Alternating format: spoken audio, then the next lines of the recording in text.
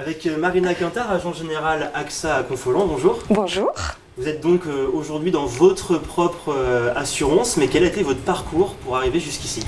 Alors moi j'ai un parcours qui est plutôt simple. J'ai commencé par un BTS négociation et relations clientèle par alternance, que j'ai fait auprès d'un cabinet de courtage et que j'ai terminé en candidat libre, tout simplement. Et puis après, j'ai eu une expérience plutôt longue en tant que collaboratrice d'agence pour le GAN Assurance. Et j'ai décidé de partir et de rejoindre une agence un peu plus dynamique commercialement. Et j'ai rejoint la Mutuelle de Poitiers, où j'ai terminé comme déléguée d'agence, donc avec un statut cadre. Voilà.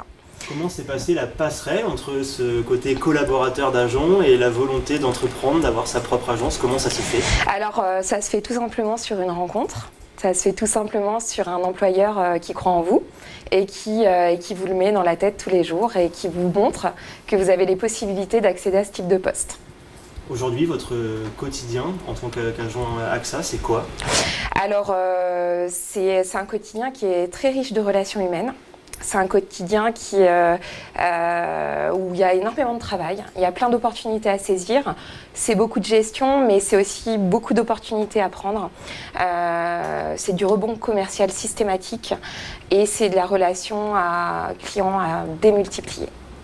On parle beaucoup de parité, de place de la femme. Vous êtes un modèle de réussite dans votre parcours en termes d'assurance.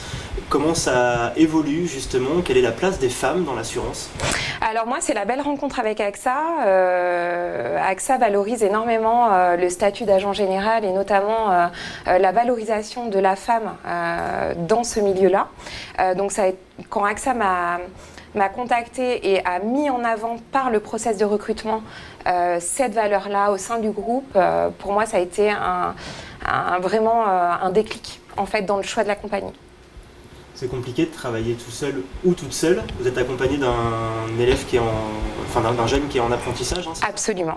Alors oui, c'est compliqué, mais Maxime prend ses marques et donc il va les prendre au fur et à mesure. Mais voilà, c'est une étape aussi qu'il faut prendre pour mesurer toute la charge de travail qu'il y a sur le poste et pour pouvoir déléguer aussi de manière plus maîtrisée à ses futurs salariés. Quels sont les avantages, quelles sont les caractéristiques que doivent avoir les candidats pour être de bons agents assurance, de bons collaborateurs? Alors je pense qu'il faut beaucoup de rigueur. Ça c'est très important, il faut un contact simple avec les gens. Ça c'est primordial, mais ça reste aussi ma façon de voir les choses. Moi j'ai une approche de mes collaborateurs à venir ou présents, une approche très simple. Voilà, parce que je pense que quand on est simple avec les gens, on suscite la communication et c'est avec la communication qu'on fait les affaires. Comment vous accompagnez un jeune, alors, ou même un nouveau collaborateur en CDI ou autre? Comment vous l'accompagnez? Quelles sont les étapes de sa progression dans l'assurance? Alors moi je dis que les principales étapes, ça va être déjà la maîtrise de l'outil informatique, parce que ça reste quand même un aspect du métier qui est très compliqué et qui est très chronophage. Mais ça va être aussi de pouvoir lui permettre d'acquérir des compétences commerciales très rapidement. Parce que si on s'enferme dans tout ce système de gestion, le métier peut être très difficile dès le départ. Vous avez fait un BTS un peu général. Oui. Aujourd'hui, on va de plus en plus chercher le détail. C'est le cas avec le bachelor banque assurance notamment. Qu'est-ce que ça apporte d'avoir des étudiants qui sont un peu plus précis, un peu plus déjà dans la spécialité? C'est d'avoir peut-être des alternants qui sont opérationnels plus rapidement, qui ont aussi une vision globale, on va dire, des offres concurrentes qu'on peut avoir autour de nous, parce qu'ils vont être entourés de personnes qui vont travailler dans d'autres compagnies.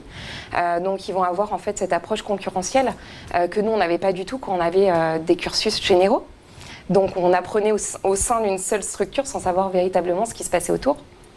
Le mot capital déterminant pour les étudiants, c'est le mot employabilité. Me former, oui, mais vers quel métier je vais pouvoir tendre et quel est un peu l'état des lieux de l'assurance? Est-ce que l'assurance recrute en 2024?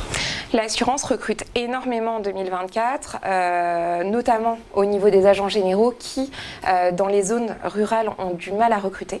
Donc les candidats ont vraiment de belles opportunités devant eux.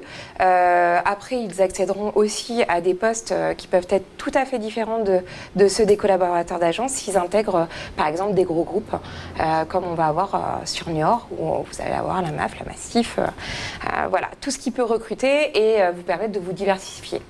Quelle est la place de l'innovation dans vos métiers aujourd'hui? Elle est énorme. Je pense que les compagnies d'assurance font partie des métiers où on a le plus de précurseurs à ce niveau-là. On va parler notamment de l'intelligence artificielle qui fait déjà partie de nos métiers depuis des années, mais où on a véritablement des opportunités de travail qui se développent en ce moment. Merci beaucoup Marina Quinta. Merci à vous.